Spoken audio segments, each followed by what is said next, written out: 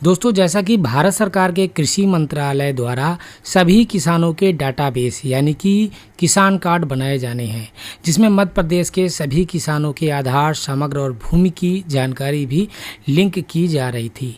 अब किसान कार्ड के डाटाबेस यानी कि किसान कार्ड के पंजीयन का कार्य भी CSC VLE के द्वारा मध्य प्रदेश में स्टार्ट हो चुका है। इसका पोर्टल लॉन्च हो गया है, जिसकी लिंक आपको वीडियो के डिस्क्रिप्शन में मिल जाएगी। अब भविष्य में किसानों को सरकार की सभी योजनाओं का लाभ भी इसी किसान कार्ड के माध्यम से दिया जाएगा। तो चलिए इस वीडियो के माध्यम से देखते हैं कि हम किसान कार्ड के पंजीयन किस प्रकार से कर पाएंगे। चैनल पे नए हैं तो सब्सक्राइब जरूर कर लीजिएगा, ताकि हमारी अपकमिंग वीडियो का अपडेट आपको आसानी से मिल सके।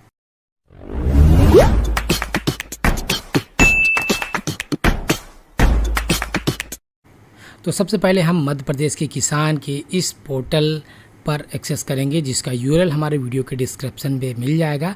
एग्रीस्टेक नाम से ये पोर्टल बना हुआ है। मध्य प्रदेश फार्मर रजिस्ट्री मध्य प्रदेश राज्य में किसानों के लिए एक महत्वपूर्ण पहल के रूप में फार्मर रजिस्ट्री की शुरुआत की गई है। इस प्रणाली के तहत प्रत्येक किसान का एक विशिष्ट किसान कार्ड या फार्मर कार्ड बनाया जाएगा। यहाँ से आप फार्मर लॉगिन कर सकते हैं, ऑफिशियल लॉगिन।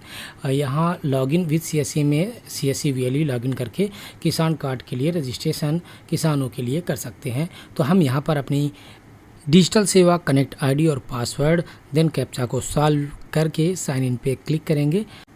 तो इस एग्रीस्टेक के लॉगिन पोर्टल कुछ इस तरह से दिखाई देगा। यहाँ पर आपको लेफ़्ट साइड कुछ लिंक दी हुई है, जैसे कि farmer registration, registered farmer list, check enrolment status, जिसमें हम स्टेटस चेक कर सकते हैं, update my information, farmer detail update and farmer authorisation.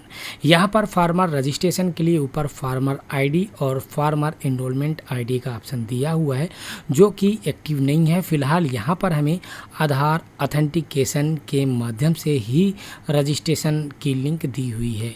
तो इस तरह से आप बारी बारी से सभी लिंक को चेक कर सकते हैं। और फार्मर ऑथेंटिकेशन के लिए यहाँ पर हम सबसे पहले आधार नंबर को इंटर करेंगे। ये जो लिंक है फ़िलहाल अभी फार्मर ID वाली एक्टिव नहीं है। आधार ऑथेंटिकेशन में हम यहाँ पर OTP या बायोमेट्रिक या आइरिस का ऑप्शन चूज कर सकते हैं। जैसे ही हम इस पे फार्मर का आधार नंबर डालते हैं, कुछ इस तरह से आधार OTP के लिए सेंड हो जाता है। हमें यहाँ पर जो आधार लिंक मोबाइल नंबर है उसका OTP डालना है, वेरीफाई पे क्लिक करना है। तो यहाँ पर हमारे पास कॉन्टैक्ट इन्फॉर्मेशन में मोबाइल और ईमेल ID को वेरीफाई करने का ऑप्शन दिया होता है। अगेन हमें यहाँ पर जैसे ही हम मोबाइल नंबर इंटर करते हैं और उसके बाद ही हमारे मोबाइल पे रजिस्टर मोबाइल पे जो हमने यहाँ पर दिया है उस पर OTP चला जाता है।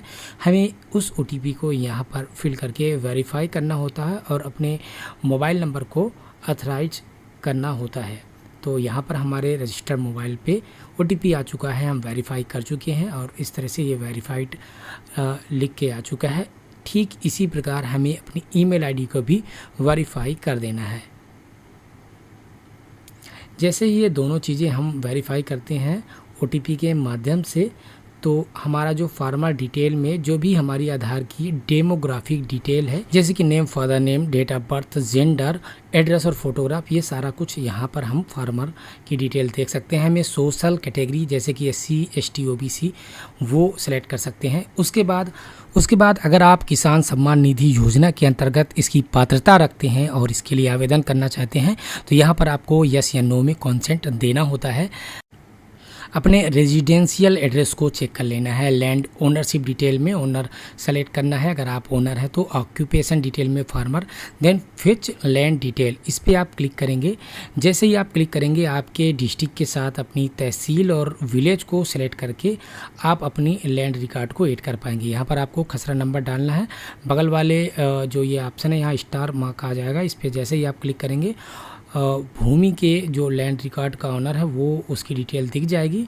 इसे आपको वेरीफाई कर लेना है और ऐड कर लेना है। ठीक इसी तरह से फॉर्म लैंड प्लॉट डिटेल में जितने भी आपके लैंड ओनरशिप डिटेल है वो आप यहाँ से एग्रीकल्चर डिटेल को फीड करते जाएंगे और ऐड करते जाएंगे। कुछ इस तरह से आपको ऐड लैंड रिकॉर्ड का ऑप्शन आएगा।